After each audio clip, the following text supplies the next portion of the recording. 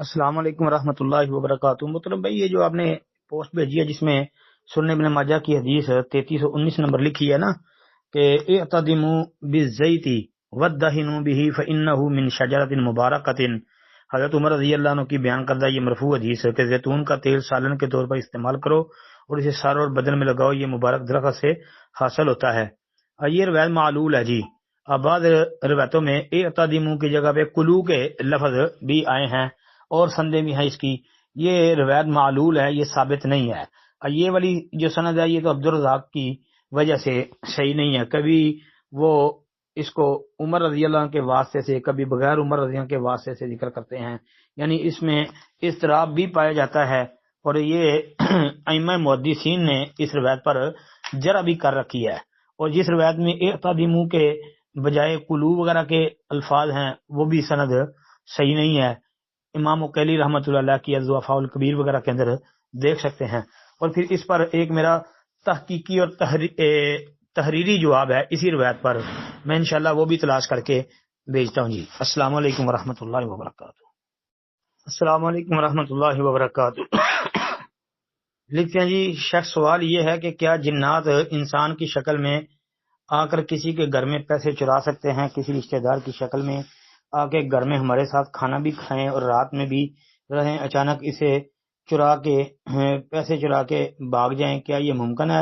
اور اچانک شکل بدل کے بلی بن جائیں اور اپنے رشتہ دار کو ڈھونڈتا رہوں کہاں گئے بغیر بتائے، اور جب ان کو فون کیا تو انہوں نے بتایا کہ میں تو اپنے گھر پہ ہوں، میں تو آپ کے پاس نہیں آیا تھا، وغیرہ وغیرہ، کہتے ہیں ایسا ہو سکتا ہے؟ جی جنات ہیں تو جنات جو ہیں یہ کسی کی شکل میں آ سکتے ہیں جی، جانوروں کی شکل بھی اختیار کر سکتے ہیں، درندوں کی شکل اختیار کر سکتے ہیں، انسانی شکل اختیار کر سکتے ہیں، کوئی ایسی بات نہیں ہے۔ اس کی مثال آپ وہ حدیث لے لینا، صحیح بخاری کے اندر ہے، نبی کریم صلی اللہ علیہ وآلہ وسلم کے وہ جو ایک صحابی جو ابو سعید خدری والی حدیث ہے صحیح بخاری میں، کہ جب وہ گھر آئے، ان کی نئی نئی شادی ہوئی تھی، ان کی بیوی دروازے کے پاس کھڑی تھی اور وہ ان کو ڈانٹنے کے لیے کہ تم باہر کیوں آئی ہے ان کی طرف گئے، تو انہوں نے کہا پہلے اندر دیکھیں، اندر دیکھا تو ایک بہت بڑا سانپ اس طرح جناب بیٹھا ہوا تھا۔ تو اب اس حدیث میں یہ آتا ہے کہ اس صحابی نے جو ہاتھ میں کوئی نیزہ وغیرہ تھا اس کے اوپر حملہ کیا تو سانپ بھی مر گیا اور وہ صحابی بھی جو ہے وہ وہاں پر ان کی موت ہو گئی۔ تو نبی کریم علیہ الصلوۃ والسلام نے فرمایا تھا کہ یہ جن تھا، یہ جن تھا جو سانپ کی شکل میں آیا تھا۔ تو اب یہ بھی پتہ نہیں کہ وہ صحابی کی پہلے موت ہو گئی ہے یا سانپ کی پہلے موت ہو گئی ہے۔ تو مطلب یہ ہے کہ وہاں پر اب نبی علیہ السلام نے یہ تعلیم بھی دی ہے کہ جب سانپ کو دیکھیں تو اس کو مارنے سے پہلے 3 دفعہ کہیں کہ چلا جا چلا جا، اگر تو وہ جن ہوگا تو چلا جائے گا، اگر نہ جائے تو پھر اس کو مار دینا، پھر وہ سانپ ہے جی۔ تو مطلب یہ ہے کہ یہ ساری وضاحتیں حدیث کے اندر موجود ہیں۔ السلام علیکم ورحمۃ اللہ وبرکاتہ۔ السلام ورحمۃ اللہ وبرکاتہ۔ شیخ صاحب اس روایت کا حوالہ درکار ہے جس میں حضرت عائشہ صدیقہ رضی اللہ تعالیٰ عنہ فرماتی ہیں کہ جو کہتا ہے کہ اللہ کے رسول نے اللہ کو دیکھا ہے وہ جھوٹا ہے۔ جی یہ روایت آپ کو صحیح بخاری کے اندر مل جائے گی، 4855 نمبر، 4855 یعنی 4855 نمبر پر یہ حدیث آپ کو صحیح بخاری کے اندر ملے گی۔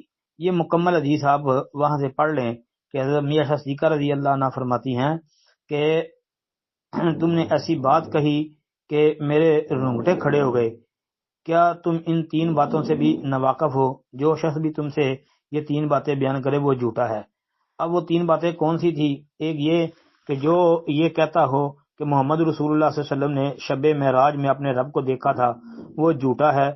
پھر انہوں نے یہ آیت کریمہ لا تدرک الابصار وہو یدرک الابصار وہو اللطیف الخبیر، یہ 7ویں پارے کی آیہ مبارکہ یہ تلاوت بھی کی تھی جی۔ باقی کہ دوسری بات اس میں یہ ہے کہ جو یہ کہے کہ محمد رسول اللہ پر جو شریعت نازل کی گئی ہے انہوں نے اس میں سے کچھ چھپا لیا ہے، سارا پیغام اللہ کا آگے نہیں پہنچایا لوگوں تک، تو وہ بھی جھوٹ بولتا ہے جی، اور پھر اسی طرح جو یہ کہتا ہے کہ محمد رسول اللہ صلی اللہ علیہ وسلم غیب جانتے ہیں تو وہ بھی بندہ جھوٹ بولتا ہے۔